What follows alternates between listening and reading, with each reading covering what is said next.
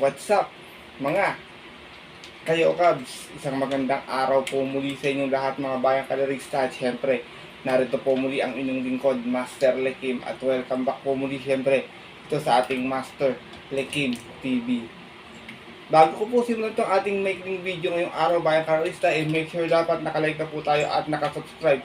Huwag niyo pong kalimutan hit yung notification bell or bell icon sa baba itong ating video na ito para palagi kayo maging updated sa mga susunod ko pa pong mga i-upload na video. At syempre ngayong araw bayang kalerista, meron po tayong muling konting silip at giya, konting race analysis sa karera para po ngayong araw ng Miyerkules. Happy Wednesday Racing, April 8, 2026. Ito pa lang, dito na tayo ngayon sa PJC Padre Garcia, Batangas. At meron po sila inyandang 7 races na magsisimula po kaganap na alas 5:30 ng hapon. Sana maging gabay, makatulong sa inyo paling konting silip at giya.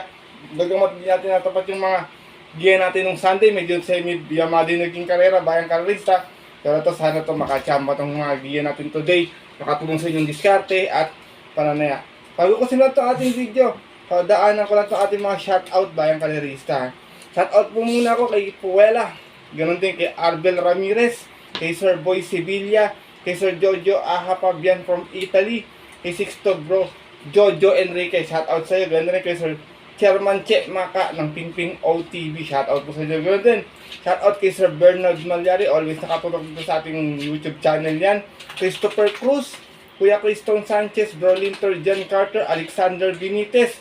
Ganun din ito, shoutout ko nga pala Sir Edward Longara, at nagpapagreet po siya, ginigreet po niya si Lay Negra, asawa po ni Sir Joel na lagi rin nakatutok dito sa ating Master Lekim TV. Ganun na rin, happy birthday din po kay Ma'am Lenden, mula po yan kay Sir Edward Longara.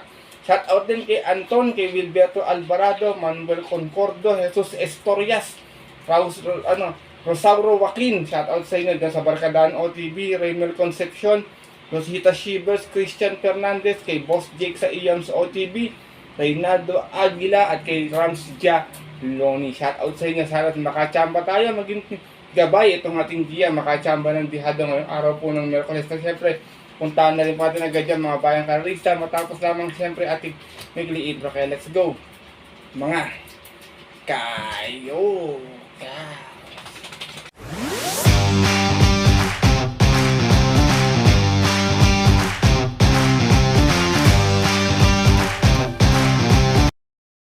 At gaya nga po nang nabanggit ko kayo na sa ating intro, meron tayong 7 races ngayong araw po ng Miyerkules.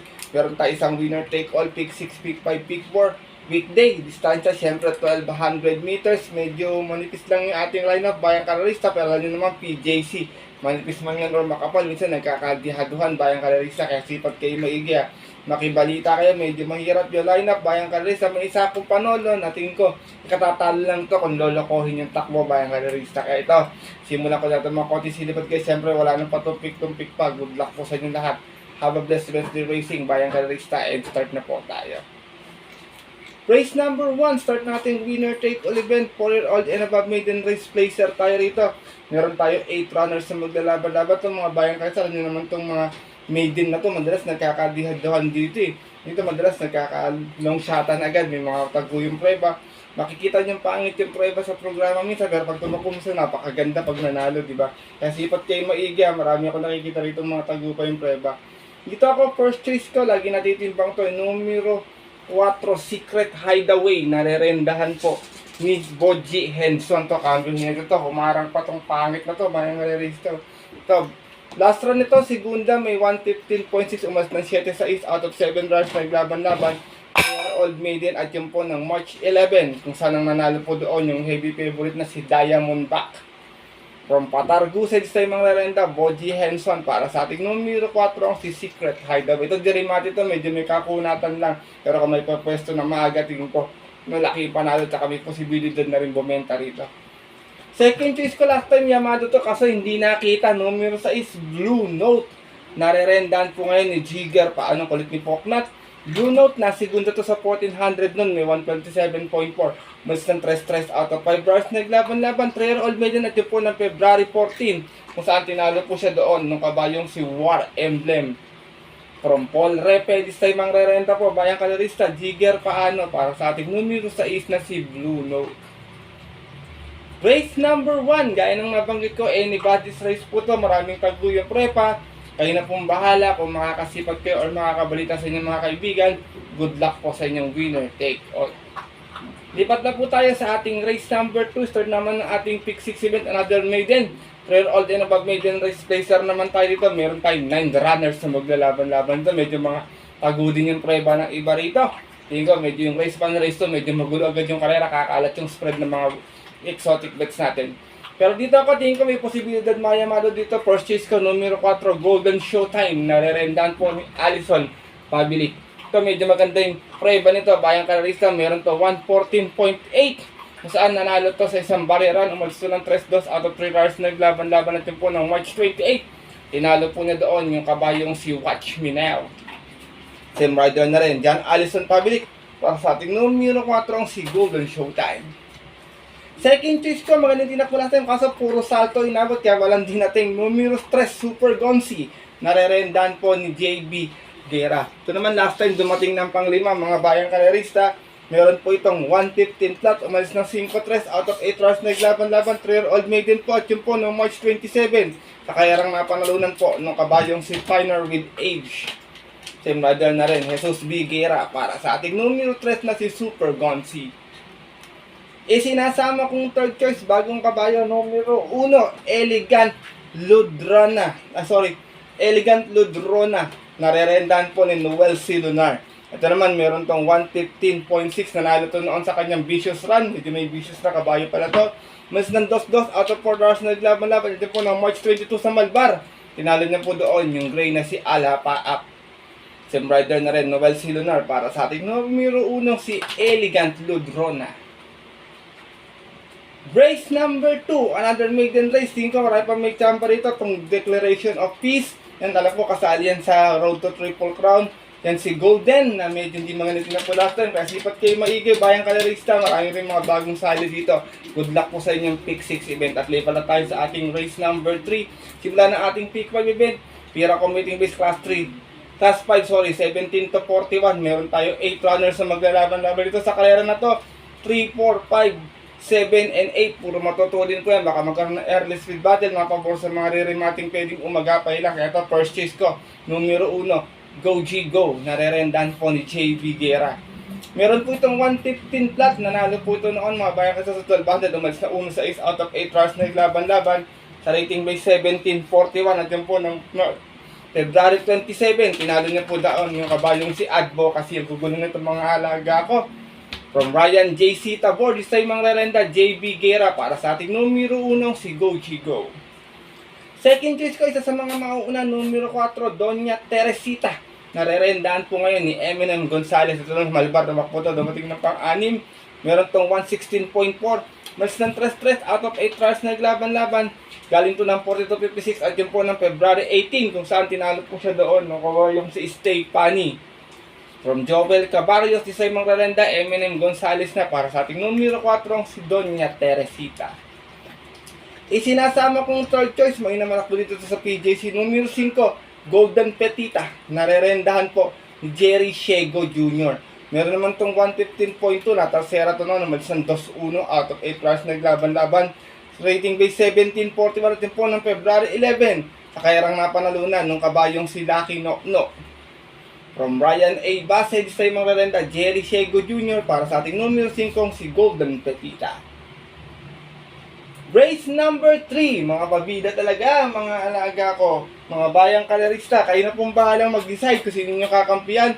Tingin ko wala namang pang iwan dito, walang outsider, halos lahat ng 8 may panalo. Good luck po sa inyong pick 5 event. At syempre to, lipat na tayo sa ating huling exotic bet sa ating pick 4 event. Pira Commuting Base Class 4, 42.56. Meron tayong 6 flowers na maglalaban-laban. Dito, first choice ko, sigurado ako mauuna na to dito. Numero 5, Black Prism. Narerendahan po ni Jomer Estorque. Black Prism last time dumating lang ng pang-4. Last race may 113.6. Umalit ng 7-4 out of 7 runs naglaban-laban. Same rating base at yun po ng March 25 kung saan Huganding nanalo yun. 1-11 Preneva. Yung kabayong si Amans Aman. Same rider na rin, Jomer Estorque para sa ating numero 5, si Black Prism. Second choice ko, segundo rin natin, medyo malakas yung nalabanan pa. Numero 3, Mendel Bell, narerendahan po ni Allison Pabilik. Last run, Tercera 1400, may 128.4. Mas na 4-1 out of 8 runs na naglaban-laban. Same sa tempo ng March 25. Kung saan tinalo po sila doon na upset. Outstanding na si Doña Leoncia ni Magnolia Ariana. Same rider na rin. John Allison Pabilik para sa ating numero 3 na si Mendel Bell. Race number 4, mga bayang kalarista. Tingin ko sakasakali magkakaroon ng upset na lang. Para sa akin, may panalo na lang dito. Yung 6, tsaka yung 2 yan. Tingin ko, dyan yung 2, giant killer yan. Yan tumalo sa amin last time. Kaya yun mga bayang kalarista, good luck po sa inyong pick 4 event. Lipat na tayo ng ating race number 5. Final DD1 event. Pira committing this class 57 to 70 po ito. Meron tayong 9 runners na maglalaban-laban to. Labanan ng mga matutulin to. 1, 3, 6, 7, 8 yan, mga matutulin niya. Tingin ko napakabilis ng pacing na magiging karera dito. Pero dito ako tingin ko baka umantabay lang. Sanay sa matulin na pacing to eh. First choice ko, imported numero 4, Uzir. Narerendahan pa rin ni J.B. Hernandez. Na Tercera to last time, may 122.8 sa 1400. Umalis ng 2-3 out of 8 runs na naglaban-laban. Same rating with spot po ng March 29. Sa kayarang napanalunan nung nagbabalik na si Anytime Anywhere. Same rider na rin, J.B. Hernandez para sa ating numero 4 si Uzir. Second choice ko, matulin pero pwedeng umantabay lang sa pwesto 1, numero 3, Lucky Gem. Narerendahan po ni John Alvin Guse. Ito naman nanalo to sa Malbarnon, 1-1. Banderang tapos, meron to 112.2 at 1200. Umalis ng 1-1 nga po. Out of 8 runs na laban-laban pero galing ng 40-56 at yun po ng January 23. Tinalo naman po niya doon yung kabayong si Big Battle. Same rider na rin, John Alvin Guse para sa ating numero 3 na si Lucky Gem. Race number 5, mga bayang kalarista. Ito si Zoom, may malaki panalo yan. Iba rin yung pacing niya, lalo na pag nakaporma sa unahan. Pwede nyo rin sama yan pag kusunado niya, bayang kalarista. Sipat kayo maigay, makibalita kayo. Good luck po sa mga exotic bets ninyo. Lipat na po tayo ng ating race number 6, ang ating penultimate race ngayong araw ng Miyerkules. Isa itong Pira Committing this class 5-17-41. Meron lamang tayong 6 runners na maglalaban-laban. Ito, sosolohin ko to, 1/4 the day, bayang kalarista. Hindi niya grupo to. Kung matatalo man to, baka magawan lang ng paraan. Numero 6, Summer Rule. Narerendahan po ni Apoy Asuncion. Meron tong 116.4 last time. Nanalo to sa kanyang barrier run. Malis ng 2-1 out of 2 runners na naglaban-laban. Noong March 25, tinalo niya po doon yung kabayong si Supreme. Same rider na rin, Apoy Asuncion para sa ating 1/4 the day. Numero 6 na si Summer Rule. Race number 6, mga bayang kalarista. Kung may makita kayong pang upset, wala pong problema. Di maiwasan yung upset minsan. Pero para po sa akin, itong grupo na to, talagang hindi siya nararapat dito. Kaya tingin ko, mega outstanding favorite to. Sipat na lang ng maigay. Good luck po sa inyong penultimate race, race number 6. At dako na po tayo sa ating huling karera ngayong araw ng Miyerkules sa ating race number 7. Para tingnan natin mga exotic bets, take all, pick 6, pick 5, pick 4. Pira committing this class 440-56. Meron tayong 9 runners na maglalaban-laban. Dito nakita ko matulin, Melania na Diamond Heart, Push My Luck. Kaya tingin ko pwede magkaroon ng early speed battle agad. So ganoon na rin to si Lucky Fortune, may tulin to. Kaya dito ko lalagay sa mga re-remate na sanay rin sa 1200. First choice ko, numero 2, Jean Jenny. Narerendahan pa rin ni Patar Guse. Last time medyo nasabay sa ere to, matulin.